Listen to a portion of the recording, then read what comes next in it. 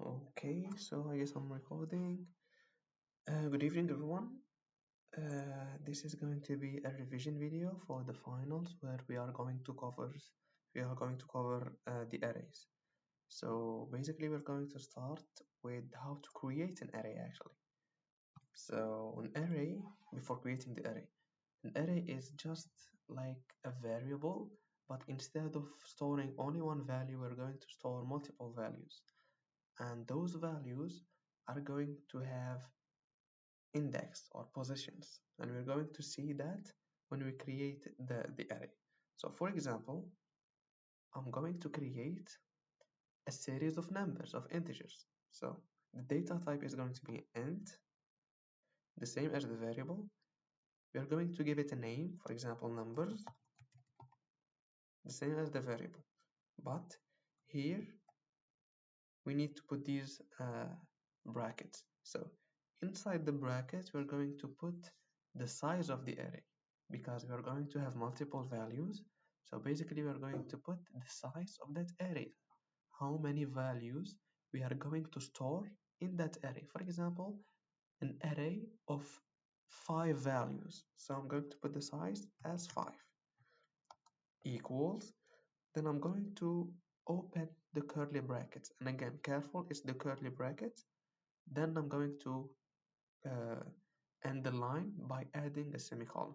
So I'm going to put just some random values, and I'm going to separate those values with a comma. So 10, 20, 30, and 40. So if I have only 4 values in an array of that has the size of 5, it's okay. There will be no problem. And actually, if we compile, you see, no errors at all. So F2 like this. There you go. Nothing is wrong. But if we actually add one more value, okay?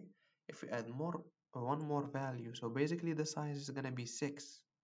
But we declared our array and initialized it with a size of 5. Now that's a problem. So basically we have 6 values in an array of 5. So this is wrong. Okay? So if you don't want to get yourself into how many values should I add, or how many what's the size that I need to put in the array, you can actually delete the size and leave it like this. Leave it empty. Why? If you leave it like this, empty without a number here and the size, it will get a size automatically. So basically the size here is going to be 6. It depends on how many values we have inside the array. So we have 6 values here, so the size is going to be 6. Now in a variable, for example, variable equals 10. Okay, so this is a variable and this is an array. This is one value and this is multiple values. Now if I want to print a variable, it's very simple. Cout var, and there you go. It's gonna be something like this. Now I have 10. But now, what if I want to print a value in an array? What do I need? I need to go to the position where that value is stored, and I print it. Look here. So basically the value 10 has a position in this array. Okay? There we go. The same with the value 20, 30, 40, and so on. So this 10 has the position of 0. So basically if I go to the position number 0, I will just look at the value of it's 10. So numbers, which is the name of the variable, with a position of 0 equals 10. Now numbers with the position of 1 equals 20. And again, the arrays always start with 0. It's not the first position, so basically we're going to start with 1. No, we are going to start with 0.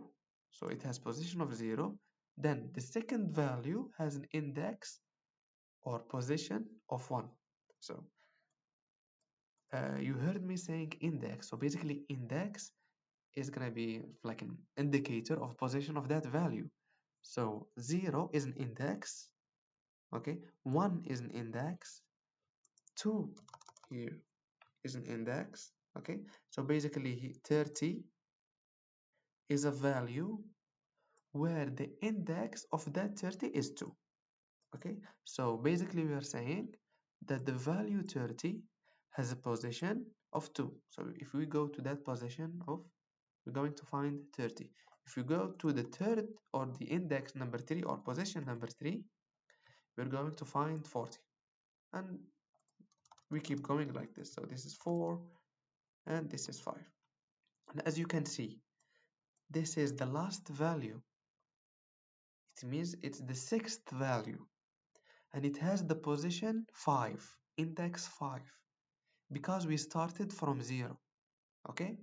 So the last index or the last position is going to be the size, it means 6 here, minus 1. So we have here the size equals to 6. Okay, I'm gonna put minus 1. So size minus 1 equals to the last index. Okay, so this is the last index. There you go. So the last index, which is this one, or in any array you have. For example, if you have an array of 1 million, the last index will be 999,000, something like this. So, yeah, so that's it. So we have the last index 5 because the size is 6. If we have 10, basically the last index will be 9. Okay, because again, we started from 0. The first value has an index of 0. The second value, this one, has an index of 1. And we keep going. So now how to print a value in an array? We just want to print only one value. For example, 40. So I'm gonna put this like this, and again, please careful with the syntax. Okay, here we have these kind of brackets, not the curly brackets. We separate them with commas, not space. We end the line with the semicolon. The same here. Here we have like the brackets, like the normal one, the parentheses. The same here. We have the return at the end. So please careful with the syntax and also of course the logic. So if we want to print a value from the array, we're going to write the name of the array the same as the variable. You see here we have the name, and we're going to start with the name of the array the same, but we're going to add the brackets like this, and we are going to write inside the position of that value that we want to print. For example, if we want to print 30, I need to write 2.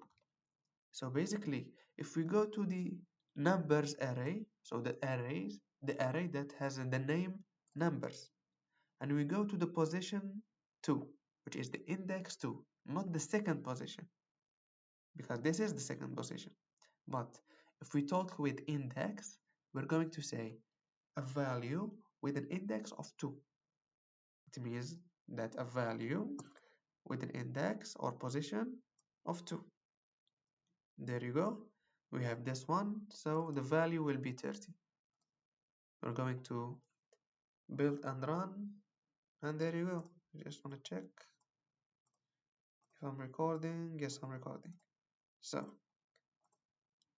we have 30. So basically we accessed the value by the index, by the position. Okay? Now, to the most or the fun part now. What if I want to go through all the values? For example, if I want to print all the array, or I want to check for a condition where I need to iterate multiple times. So basically, if I want a value that is more than 30.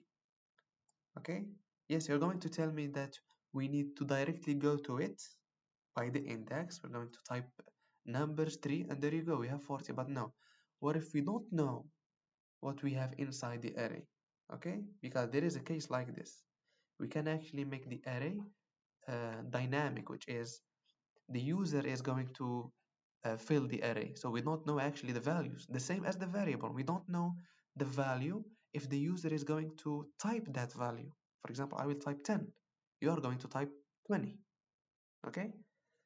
So we need a function so we can actually go through all the values. And basically it is going to be a loop. Is it a while loop or a for loop? We prefer for loop. Why? Because we know the last index of the array, so we know when to stop. Okay, it's not gonna be basically depend on a certain condition, like if a certain number is negative or positive, or that number is has a modulo of 0. Here we are going to depend on the size of the array. We are going to stop when we reach 60. It means we are going to stop until we reach index number 5. So it's an interval from 0 to 5. So 0 you have 10. We're gonna loop through all these values. We go through them. Then we reach 60. Okay? And we are going to use the index. So before, just let me uh, prepare the for loop. And this is actually how to create for loop again. For the parentheses, go right and create the curly brackets and put some space here. And there you go, you have the syntax of a for loop. It's ready. Now, in a for loop, we have 3 statements. Now, what I want to tell you is before we were using a variable called I. So now the I is actually a reference of an index. So int I. I is an index. So the I is going to start where? From 0 because it's the first value. That's the I. Oh, like this. So the I will start from here. So we're going to use a variable. So it will help us to iterate through each value. So the I is going to start from here. Now, the condition when we are going to stop, when the I goes to the last value, which is this one. So when I becomes not 60, no, 60 is a value. When the I becomes 5, so we're going to depend on the index, on the position of that value. So the I will be less or equals to 5. Oh, sorry, to 5, there you go. There are some students are going to type the size, which is correct, but it's better to put 5 here. Now, the last one is going to be an increment, so the I is going to have a value in the beginning, which is 0, that is going to increase till we reach index number 5. So that's what we have. Now, see out, we're going to print, right? We're going to print what? A value from this array. So how to access a value from any array? By the name, we write the name, and by the index. Now, this is a for loop, right? So basically when we execute this line of code, we are not going to get out of the for loop, no, but we are going to loop again because the condition is correct. So we're going to see that I now is 0, right? Is 0 less or equals to 5? Yes. This condition means that we are still at the beginning of the array. We did not reach the end because it's less or equals to 5. So we are here. What we're going to write? We're going to write the numbers. And again, what do we put here? If we want to access a value from the array, we put the index. Now, the index here changes in each iteration. Why? Sorry. I now is 0. In the next iteration is going to be 1. The next iteration 2, 3, 4, 5, because we are increasing. Okay, we are increasing the value of I in the index. 2, go through each value. Now I is 0, we're gonna print 10. I is 1, we're gonna print 20. I is 2, we're gonna print 30. And we keep going like this. So I equals to 0 from the beginning, because we're going to start from 0. I is less or equals to 5. Is it equals to 5? Is it less, less or equals to 5? Yes. Now, we're going to print numbers with an index of I, because it is changing. In the beginning, I is going to be 0. So the first value is going to be 10. Okay? Then we're going to go back and increase. I will become here now. It's like it's moving. I becomes 1. Now, is 1 less or equals to 5? Yes, it means that we are still inside the array. We didn't reach the end. We didn't reach 5. So, numbers 1, because I is 1. So the next value is going to be 20. In the next iteration again, we're going to go back to the condition. Of course, we are going to increase. I will become 2. And we are going back to the for loop because the condition is still correct. The condition is met actually. I is still actually less or equals to 5. We did not reach the end of this array. And we go on until we reach 5. So basically 30, 40, 50. Now, is I here in this case is less or equals to 5? Yes, it is. So we're going to get inside the for loop. We print I numbers 5 because actually I is equals to 5 this time. Then we increase. I will become 6. Okay, at the end I is going to become 6. And do not forget that we have printed the number 60 when I was 5. Now I become 6. Then we're going to go back to check for the condition. Now, is I less or equals to 5? Look, this is I now, because we increased at the end of the for loop. Now, is I less or equals to 5? No, it's wrong. So what do? We get out of the loop. Okay, so an exit from the loop because I or the condition is wrong, or we have reached the last value using what? Using an index. So because the index was 5, and that's it. There you go. We have reached the end. I will become 6. I'm gonna get out of the loop. Okay? So what I want you to focus on is the syntax. So wherever you have here, for example, an if, a while, I don't know what, okay? So just be careful of the syntax. That's one. Second, for example, if we have a certain logic, okay, try to understand it. For example, I'm gonna write a condition here. I'm gonna write numbers I. What does it mean? It means this one, it means a value from the array when I is still here. So basically, if we are in the second iteration, or I'm not gonna say the second iteration, I'm gonna say the iteration where I is equal to 1, because the second iteration is this one. So if we are in the iteration where I is 1, so basically numbers I is equal to what? Is equal to 20. So, or we are in, I don't know which iteration, for example, the last one. Iteration means a repetition, like loop. Again, we are looping, we are going from this to this. When we reach the end, we check the condition. If it's correct, we go back to the loop until the condition is wrong. in this case until we reach the end of the array.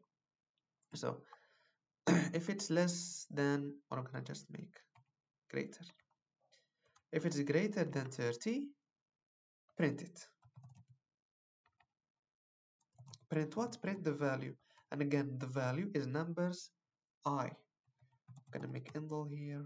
Oh, there you go. Here. So basically we are saying that the value that is inside the array is greater than 30. We're going to check. If it's greater than 30, we're going to print the value. Else, there will be nothing printed. Look here. There is no else. There is nothing here. And there is nothing here. So we're going to compile and run. There you go. So look here. I'm gonna do this. There you go. Okay, that's better. Now, why the first value is 40? So we're going to start from the first iteration. The first iteration I was 0. Numbers I is 10 when I is 0. Is 10 greater than 30? No, it's not. We go to the next value when I becomes 1. Now, is 20 now, numbers I, is greater than 30? No, it's not. We move on. I becomes 2. So basically we are in the number 30. Now, is the number 30 greater than 30? No, it's equal, so it's wrong. Okay? Then what do? We have an increment here, right? So I will become 3. Will become 3. Now, I is equal to 3.